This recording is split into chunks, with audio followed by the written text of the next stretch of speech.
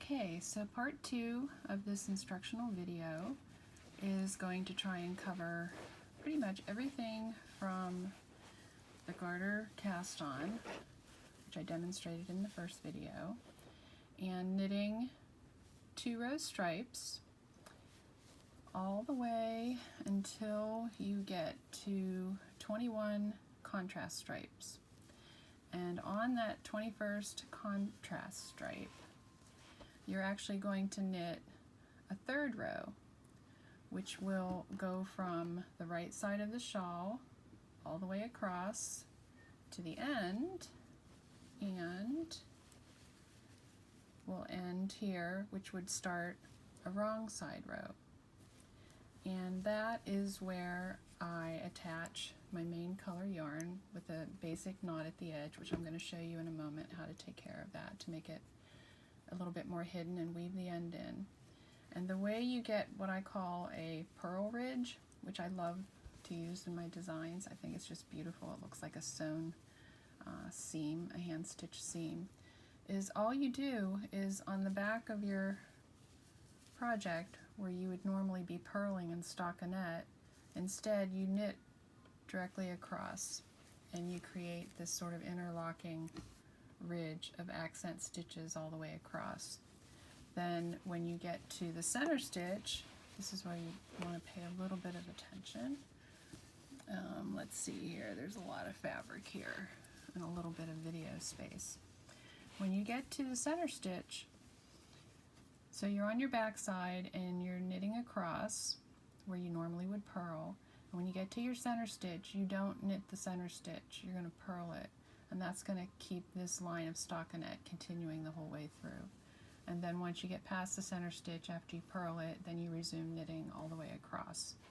When you get to the end of the row, you continue in stockinette for 8 rows, and then you're going to end up over on this side again with your main color, and you're going to cut your yarn, because I cut my yarn on these wider stripes. I don't carry it up along the edge. I've tried it, it doesn't look great. And then you just simply tie on the contrasting color, and you repeat this for 4 wide rows. Once you finish that point, now you are ready to knit the knit 1 purl 1 ribbing. So let me bring the shawl back up to the beginning of the right side.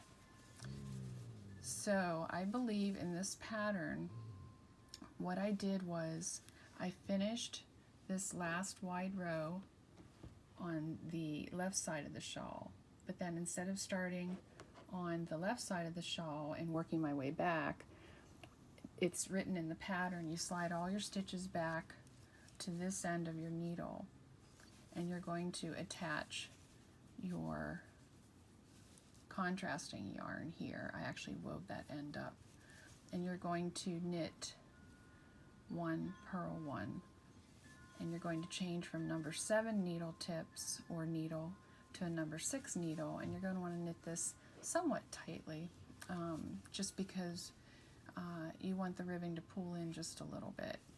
It doesn't need to be super tight. I'm a loose knitter, so I need to make a little effort to make things sort of have a little bit of stability. But if you're a tight knitter, don't worry about it. That's another note I always make to beginner knitters. I've noticed beginner knitters tend to knit really tightly, and it always looks really painful to watch people knit that tightly. So just loosen it up if you're a tight knitter. It'll be much more relaxing. So anyways, I knit 6 rows of knit 1 purl 1 all the way across. I have all the stitch numbers in my pattern. I've knit this shawl many times. I've triple, quadruple checked my stitch numbers so they're all accurate. You're knitting your ribbing all the way across. When you get to the center, since you're doing knit 1 purl 1, I have you start the ribbing so that when you get to your center stitch, it's going to be a knit 1 stitch. So everything continues along this track here. And then right around when you get to the end of the 6th row of the knit 1 purl 1, that's generally where I run out of my first skein of main color. And I have here what I ended up with from my first skein. So that brings up a quick word about weighing your yarn. This little $20 scale or one like it is one of the most useful pieces of equipment you can have as a knitter, because it will allow you to figure out when you're going to run out of yarn, how much yarn you have available for a project, etc. Now, I've knit with Madeline Tosh for many years, and most skeins of Madeline Tosh yarn are between, I'd say, 108 on the low side, usually around 112. Some of the older skeins will go up to 122, 124 grams per skein. When I design with Tosh yarns in all of my projects, I actually design with the weight of the skein in mind, because I don't want people to have to go out and buy a lot of yarn and have a lot left over. But I don't design with the amount of yarn cutting it too close. However, with this shawl, I cut it a little close on the blue, the esoteric. That's what I had left. I knew it was going to be close. I was playing yarn chicken. It worked out. Worst case scenario, you can always add another piece of yarn in. I wanted my stitch numbers to work out. You'll see in a minute why. But the math involved in this pleat is very simple. Everything's either divided by 2 or 4, but don't worry about that right now. Okay, so you knit your 1-1 ribbing, and then you need to switch to, actually I wrote it in the pattern, I believe I switched from a 32-inch circular to a 40-inch circular. I'll have to check my notes. It was somewhere, let me see if I can check my notes. Sorry folks, I've been working on this all night. But you could theoretically, like I mentioned, knit this entire shawl with a 40-inch long needle, but when you're only knitting a few stitches, 40 inches of cable is going to be a pain. So I don't really like 24 inches. I love 32-inch needles. So you could start this, knit most of the body with a 32, and then switch to a 40. And the 40 will actually fit these 480 some stitches at the end in the pleat. So you can finish this with a number 6 40-inch and then a number 7 40-inch. Or if you have interchangeables, just change your tip from a 6 to a 7. So let's see here. I switched to the number 6 tips, after I finished this last wide stripe. So before I started the 1-1 ribbing, I switched from a 32-inch length to a 40-inch, and that should comfortably work. Now what happens after your 1-1 ribbing is you are going to be doubling your stitch count. So except for the 2 selvage stitches on either end. And I have written in the instructions exactly how you start, but you're going to knit front and back every stitch of the ribbing. So you're going to basically be doubling, and you can see where this one stitch, for instance, split into 2, and the same thing happens on the purl stitch. It splits into 2 if it's on the back. So I did the math so that when you get to your center stitch, your center stitch is going to feed into a knit stitch on the ribbing, the 1-1 ribbing, and then you're going to have 2 knit stitches coming out of that one center stitch, just to make it symmetrical and pretty. Okay, so now, these stitches, oops, I just lost stitches off the end, so you get to see how you pick up stitches. But I wanted to show you how you fix a mistake stitch. And it looks as though I will also get to show you how you pick up stitches if you drop them, if they slide off, because my one yarn tip fell on the floor and I couldn't find it, so I lost my stitches while I was moving this around. So basically you're going to carefully go back and pick up your stitches so that they sit back on the needle in the same way you would find them if you wanted to knit them. You'll know when you come to them if they're twisted, you'll know. But what I did is I went back into my shawl and I purposefully made a mistake on a few of these stitches here, and I'll show you what I mean in a second. So we've got the 2 selvage stitches on the end, those are correct. These are knit in purl on the front side. These 2 are knit. These 2 are purl. Now these 2 should be knit. So, actually this one, I made 3 mistake stitches right here if you can see it.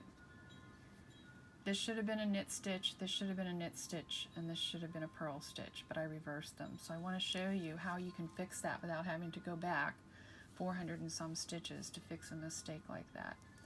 So I ended with knit 2, so I'm going to, sorry I'm a little tangled here, I'm going to purl 2,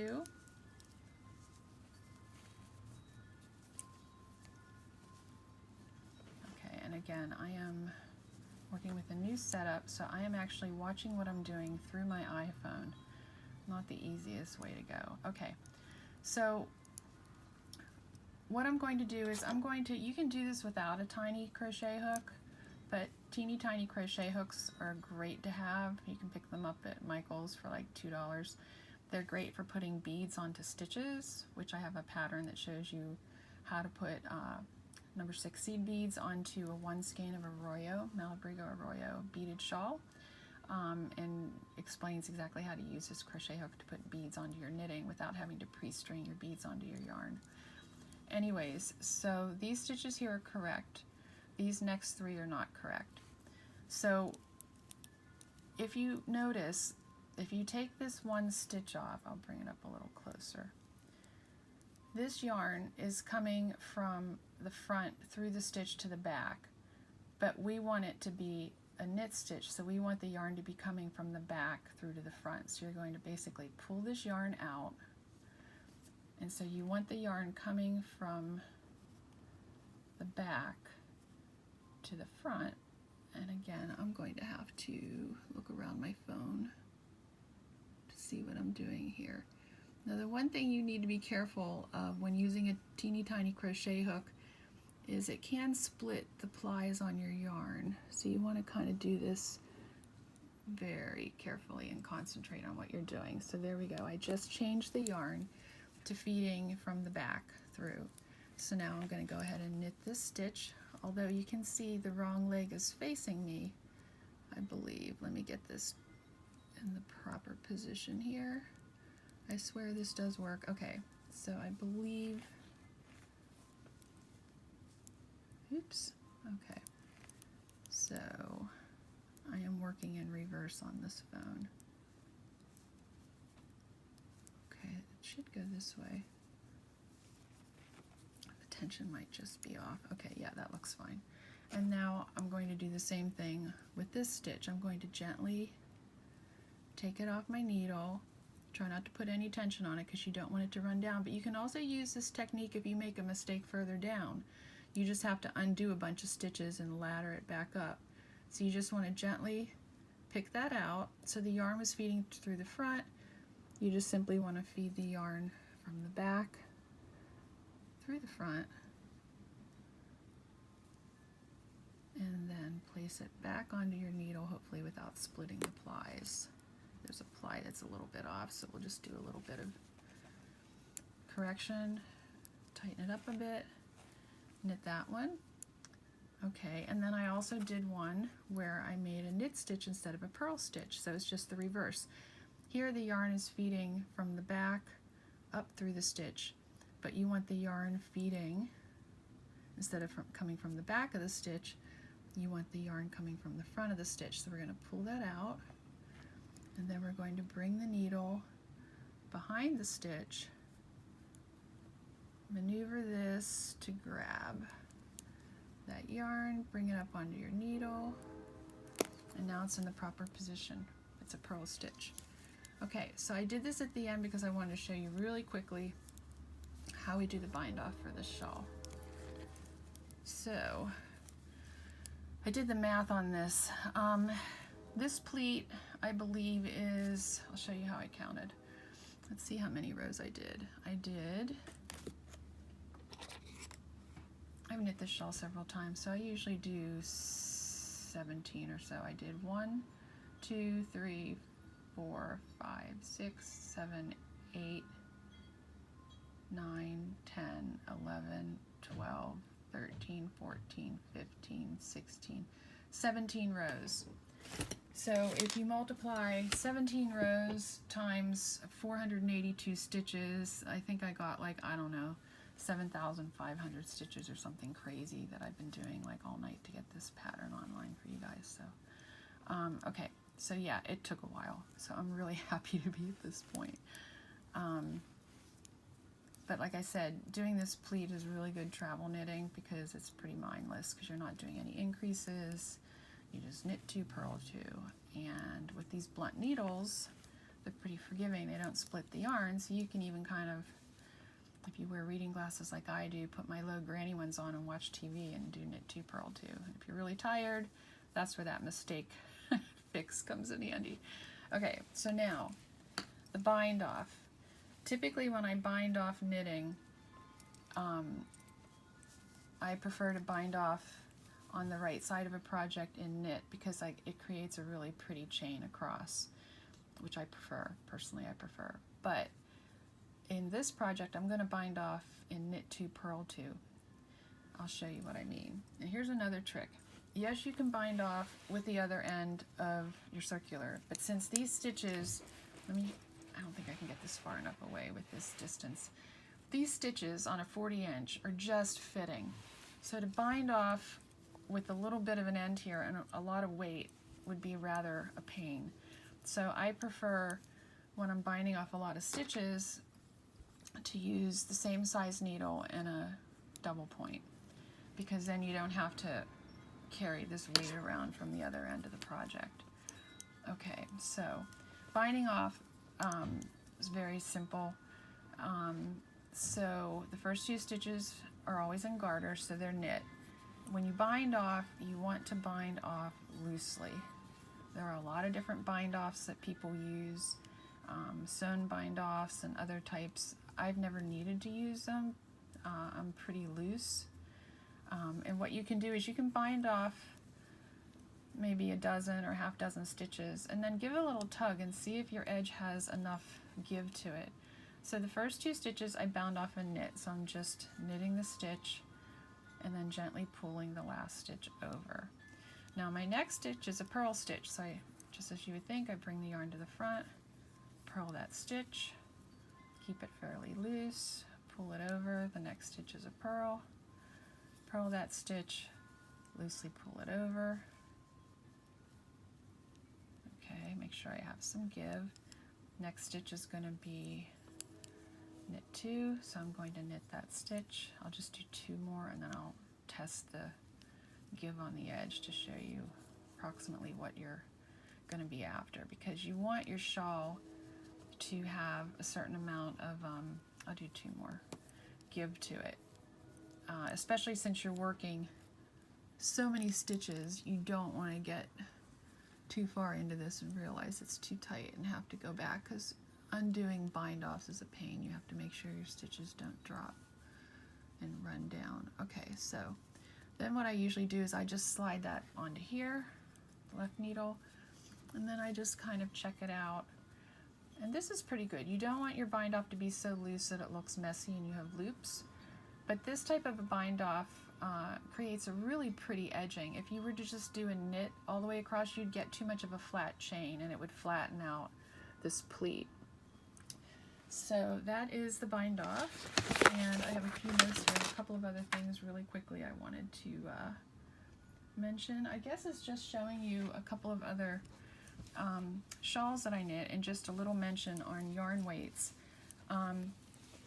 These are some of the finer points that come with experience, but sometimes you'll notice in the same yarn that the weight you're buying of a particular skein might be a little bit on the thin side, and that can affect things such as the stability of your project. Oh yeah, I'm going to show you how to weave these ends in,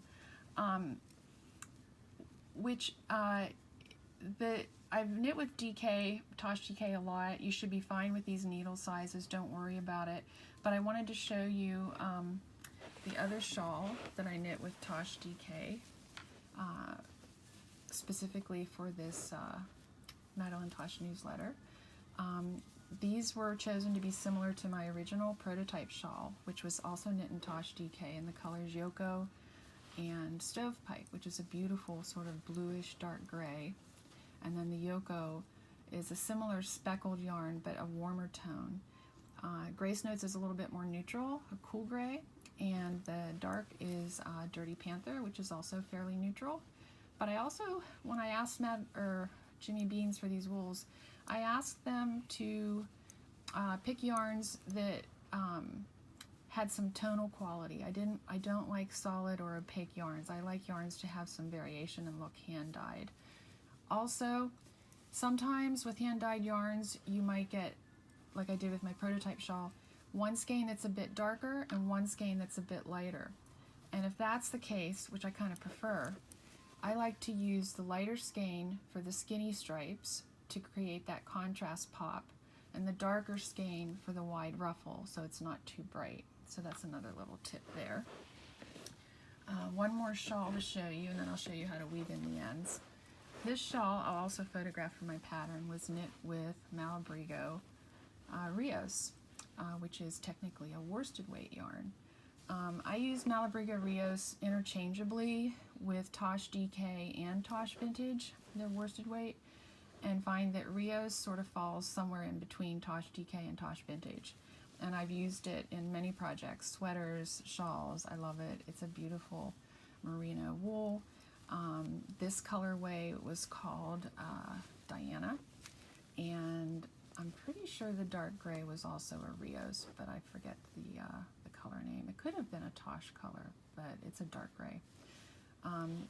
And because this yarn is a bit thicker, the pleat has a little bit more heft to it. It's not quite as lacy as perhaps this sort of thinner Tosh DK yarn is. So different yarns, they knit up differently and create garments for different seasons, which is something that I love about hand-dyed yarns. Okay, let me show you real quickly how you deal, or how I deal with my ends, how I weave them in. And I like to show these little details because these are the type of things I would show knitters if I were teaching a class in person. And I think these little finishing details add to the craftsmanship of a project. Let me see how I can do this if I don't have a flat surface. I have a piece of paper that's curving. So, okay, so what we're going to do is I'm going to flip this over because I'm going to end up weaving in my ends on the wrong side. So in an earlier video I mentioned, don't worry when you tie your yarn, attach a new yarn, how close it is, because I always go back and pick them out. So I'm going to show you what I mean by that. I just take a darning needle. I almost always just use this medium. When you get a little tube, it comes with a thinner one, but I almost always use this for yarn. So I'm going to loosen this overhand knot. Sorry, I'll bring it closer. This is kind of tedious with trying to watch the project. It looks like I did 2 knots here. And if you hear a growl, that's my golden retriever under the table, under the kitchen table. Okay, so I want to kind of gently tighten that knot up, not too tight, and then I'm going to simply retie it once more. I don't usually double knot because you're going to weave these in, so you don't really need to. Okay, so I just make it somewhat firm. And when I cut my tails, I like to keep them fairly generous. Sorry. I like to keep them fairly generous, maybe 3 to 4 inches, because I like to have plenty of room to weave them in. And the reason I'm going to show you this is it might not be kosher to do what I'm going to do in terms of weaving in ends, but when I have 2 ends of yarn that I'm weaving in near each other, I like to tie them off against each other, but only after I weave them in. So this is kind of a funky edge to be weaving in on because it's my 1-1 ribbing. So I'm just going to kind of wing it. So I'm going to thread it through some green stitches. These are all on the back side. And I like to bring my ends in almost 2 full inches. Again, this is not a typical way I would weave in on a stockinette row. Let's see if this is far enough.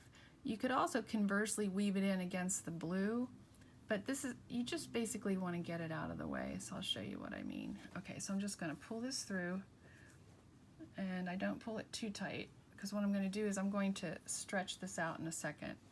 Then I'm going to thread my blue yarn on. Hopefully you can see this. Again, I'm new with the video camera, but I really wanted you guys to have the benefit of somebody showing you these little tips at home. If you're a beginner knitter and you can't get to a yarn store, ask for help with these little things. Okay, now typically I would bring this in a little closer, but again, this is sort of a wonky edge because of this tutu ribbing. But here I'll be able to show you a little bit better how I typically weave yarn in on a stockinette edge. Okay, so I'm going to try and pick up the same stitch in the same direction as I go. You can do it sort of in a running motion, which kind of helps if you have a short end threaded in. And I'm going to try and take it about as far up as I have the other end, like that.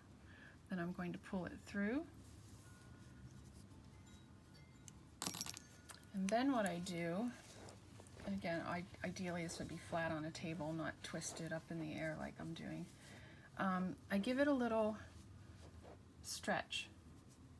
I don't stretch it too far because you don't want your yarn that you threaded through puckering up, but I stretch it enough so it would simulate what the shawl would do if it's pulled in tension. Then what I do here, most knitters would just trim these and let these two ends just kind of flap and move back and forth if they need to. But I like to kind of do a little cheat method here. I do a square knot right over left and left over right for my canoe camping days, or anybody knows how to make a square knot. Pull that fairly taut, and then I trim them fairly close. And I can show you on my Rio shawl, when I did that, they stay out of the way, they kind of felt down a little bit, and that finishes off your edge neatly. It's not pulling, it's not puckering, and it gets rid of your edges nicely. And if you only have one strand, then you just basically weave it through, and sometimes I'll backtrack it and weave it through once more and pull it through and trim it somewhat close. But on my Rio shawl, here are all of my little ends. You can maybe see them here, here, right here. And they've stayed put for several years and stay out of the way. So that is the Cape Hatteras shawl, and I hope these videos weren't too lengthy for you. I hope that they gave you the tips that you needed and inspiration to play around. It's a great way to use up different skeins of yarn. I've even knit shawls where I've just used various yarns. This pleat really weights the shawl down beautifully, and I also like the proportions of this shawl because it sits on my shoulders, and when I'm at the kitchen sink, the ends don't hang into the sink or drag across a table or whatever. So I hope you enjoy the still photos I'll include, and if you have any questions, please contact me via email or through Ravelry. Okay, thanks so much.